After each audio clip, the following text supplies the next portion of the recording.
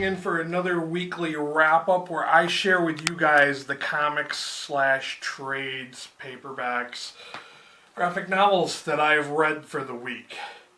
Now, I tend to not usually read omnibuses, and I'm guessing that that is the correct pluralization of omnibus because bus and buses.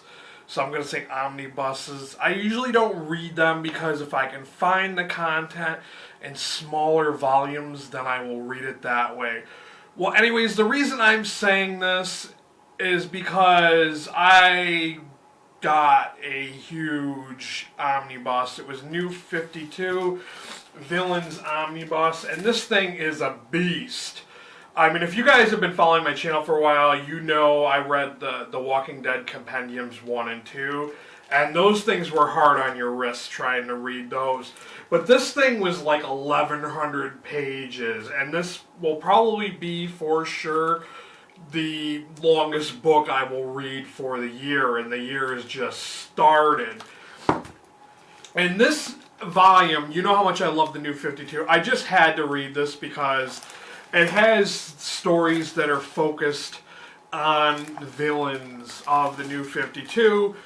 They're not really origin stories because a lot of these events are like recent things that just happened not too long ago, and they're broken down by certain characters like Superman villains, Batman villains, and Green Lantern villains, and the Flash and all that. And like I said, not all of the villains are in here because I don't know why they didn't include all the villains. But, well, anyways, a lot of these stories are continued on in Forever Evil, which is another, like, compilation. And I think it's something that happens after the events of the last Justice League Volume 5 book, because a lot of these stories were centered around the crime syndicate having just like taken over the world and creating a their own villain society, and they're recruiting the villains from the New 52. So yeah, most of the stories revolved around that. This thing didn't take me as long as I thought it was going to read. It took me the weekend for sure. Like, I started reading this, I think, Thursday or Friday, and I just finished it on Sunday. So, yeah, this thing is massive. And, I know, you know, I've told you guys this before, that DC is notorious for reprinting things in other volumes. Only like a quarter of the stories in this were stuff that I had already read. So yeah, like only a quarter of the things were stuff that was reprinted in other volumes. I don't know if maybe I just haven't gotten to where these stories are printed at yet in smaller volumes, or if they were specifically printed just in this huge omnibus. I don't know. But if you are into the New 52, or if you're a DC fan, I absolutely never used to read DC until they created the New 52. And I'm a huge fan now, so when I saw that they had this Villains Omnibus, I was like, I gotta read that.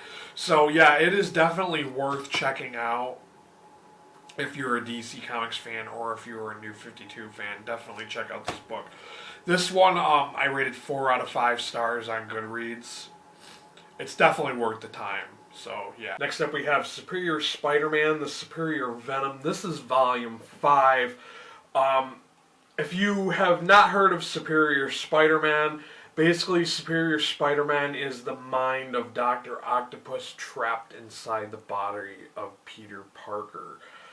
And he's kind of manipulated him and kind of took over his body, so now he thinks he's accepted that he is in Peter Parker's body and that he is Spider-Man, and he thinks he is the better Spider-Man because he's really cocky and really egotistical.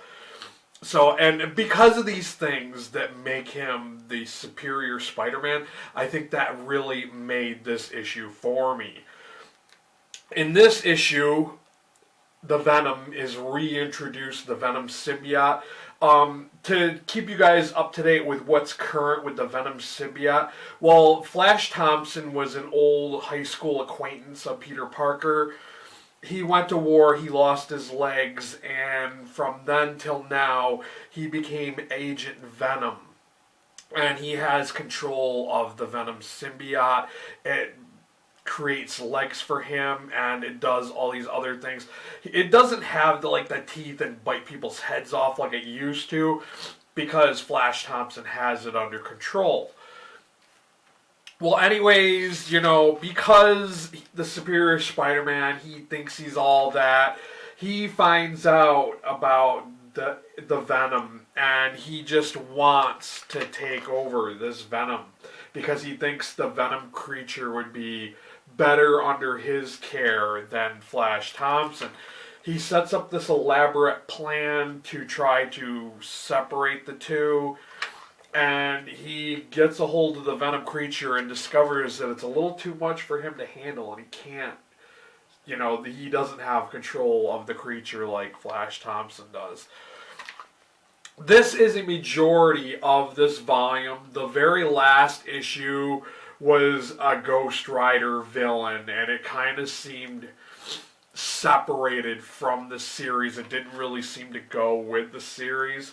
The artwork is excellent. I really, really love the artwork for this series. I love the way it's written. I think it's a very, very good series. And if you guys have not checked this book out yet, you definitely should, because there's also conflict with the Avengers because Spider-Man is an Avenger. But yeah, I rated this one 4 out of 5 stars. I thought it was really, really good. And it was a very enjoyable story. And plus there was a side story going on in the background about the Hobgoblin and the Green Goblin and who would be King of the Goblins. That was not as exciting as the whole Venom main story. But yeah, it was still kind of cool. So if you've not checked out Superior Spider-Man, definitely check out this series. It's well worth it. And last book for the wrap-up is Annihilation Conquest Book 2. I think somehow I missed a volume because I assumed that the Annihilation was in the 2 books, and I thought that the previous book I read led right into this book too, and I don't think so because the events that start in this book don't add up with the events of the last one I read in that Annihilation series. So, well, anyways, to get on with this story, it does have what is the Guardians of the Galaxy, and I think this is a prequel to the Guardians of the Galaxy because they act like they don't really know each other and they're just getting together for this event. Well, anyways, this is a different threat to the universe in this book. This time the threat is the Phalanx. And what the Phalanx are is, if you're familiar with the mutant Warlock from the New Mutants, he is this cybernetic alien that comes from this techno race. And basically the Phalanx are an offshoot of his race, and they're trying to conquer the universe, and they conquered the Kree universe in this storyline. I thought it was cool that some new characters are introduced that I have never heard of. One is called Wraith, and there is Quasar, who happens to be Captain Marvel's daughter. Of course, it's got the Guardians of the Galaxy. And this time around, we see Ronan as a hero and not a villain. It's some of the part of the story he's a hero. But I thought the artwork was pretty cool, and the whole storyline with the Phalanx, and there's a surprise villain towards the end of the storyline. I'm not going to spoil it for you guys and tell you who it is, but it was kind of cheesy how it ended, a little too easy for them. But yeah, it was still a great story, one that I rated 4 out of 5 stars. And I do have to say, yes, I only read 3 books this time around. I mean, the first book for this weekly wrap-up was huge. I mean, you guys saw how big it was. That thing was a monster. It was a beast. So I just didn't have time between reading that and these other ones to read anything else. So yes, it is a short weekly wrap up because of that massive, massive omnibus. But yeah, so questions, comments down below. Let me know if you have any recommendations for me. If you've read any of these books, what were your thoughts on them? Did you find something cool you want to read? Let me know. Thanks for watching, and until next time, later guys.